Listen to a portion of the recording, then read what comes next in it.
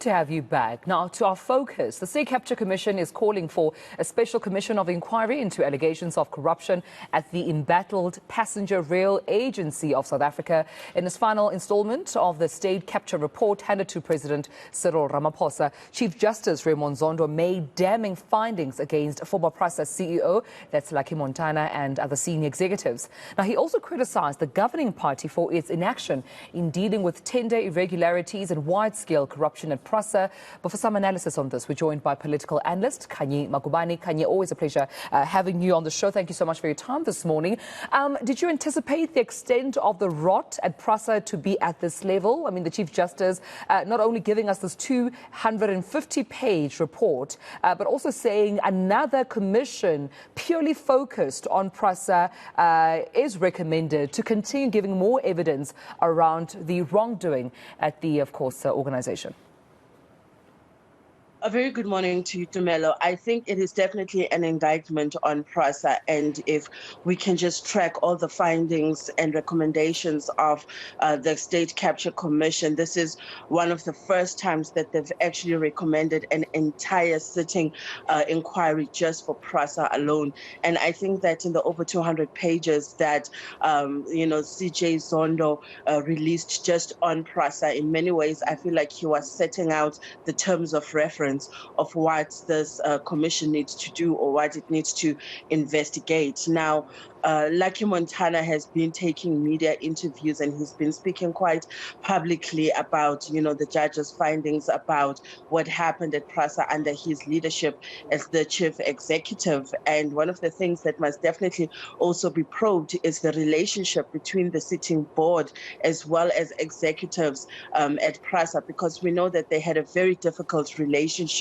And for many, intensive purposes, we can say the board was oftentimes strong-armed into approving dubious contracts that had specific people who had interests in them.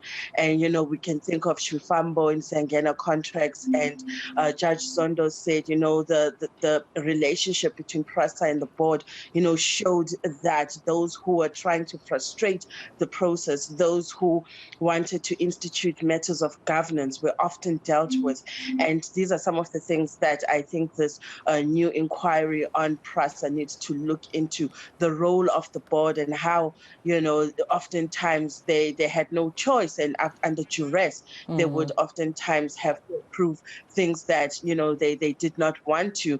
And the board was changed many times, in those years. There were many sitting boards. And so I think that definitely also needs to be something that's looked into. Absolutely. I mean, we see those recommendations as well from the Commission Chair, Raymond Zondo, saying that there was an action from both the ANC and Parliament in ensuring that, they obviously see what the board is doing. It seems they had abandoned the board at Prasa and, monitoring the work that they were doing. But as you mentioned, that relationship we're seeing between the board, even the chairperson, as well as executives being strained. Popo Molefe did come out, Khanyi, and say that, there seemed to have been resistance in as far as Oswald Mashaba, who owns Sofambu Rail Leasing, having to make payments of up to close to 79 million rand to the ANC. Now, he was awarded, of course, a tender at Prasa.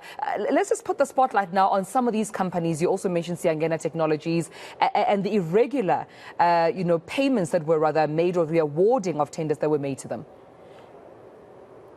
Dumelo, for us to answer that question, perhaps we need to just go back a few months when a senior ANC parliamentarian reported to Scopa, issues of leaked audio that came out of a private and what was supposed to be a confidential NEC meeting, where our president was heard saying that he would not want the ANC to come under scrutiny for all the government contracts which ultimately they benefited from, and government programs, and that he was willing to fall on its sword.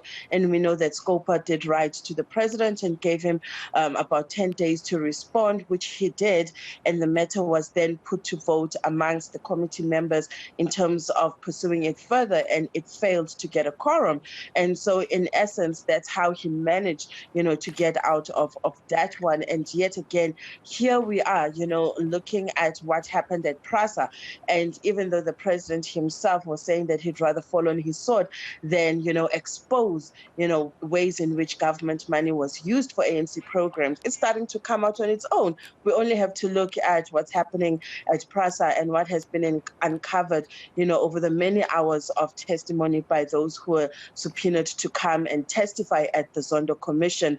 So I think definitely the relationship between party and state needs to be looked at, and those who were in the ANC's favors to keep getting government contracts, even, guys like Busasa, they testified extensively how the relationship worked between government, the state, and the private sector, and how through securing certain contracts, they would then be able to donate to the party. So that generally corrupt relationship, which evolved over time.